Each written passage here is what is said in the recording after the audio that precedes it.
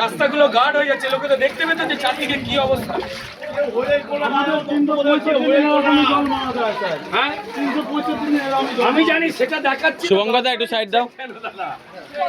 আপনার দুরবস্থা আমি দেখেছি, যান দূর থেকে।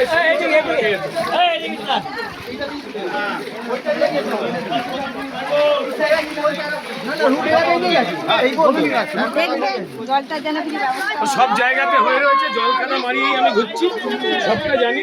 পরিকল্পিতভাবে অসভ্যতামি করেছে এরা। আমার সব থেকে বেশি দুঃখ লাগে যে যারা তৃণমূলকে ভোট দিয়েছিলেন তাদের সঙ্গে এই বেইমানিটা তৃণমূল না করতে পারত। আর কিছুই বলবার নেই দিদি, এদের বললেও শুনবে না। আশীর্বাদ দেবেন, সাপোর্ট দেবেন, চলছে এটা। হ্যাঁ নমস্কার, আমি রুদ্রনীল ঘোষ।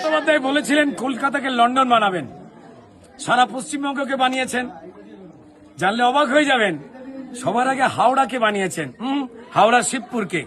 আমার পায়ের নিচে মমতা বন্দ্যোপাধ্যায়ের দয়ার টেমস নদী কালো রঙের কুলুকুলু করে বয়ে যাচ্ছে। এই দেখুন চতুর্দিকে, এই দেখুন,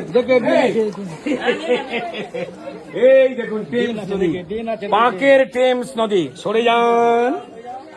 এই দেখুন উন্নয়নের জল ছলাচ্ছল। অভিষেক বন্দ্যোপাধ্যায় এখানে সাঁতার শিখেছেন এই ড্রেনের জলে, উন্নয়নের। ঠিক আছে, তাই লোকজন কি বলছে, পাল্টানো দরকার। তার আগের লাইন, পাল্টানো দরকার, তাই তারাও চোটচোট্টা সরকার, আর তার সমাধানে পাল্টানো দরকার। এই দুরবস্থা থেকে যা নাগরিকদের সঙ্গে ঠকিয়ে করেছে, চাই বিজেপির সরকার।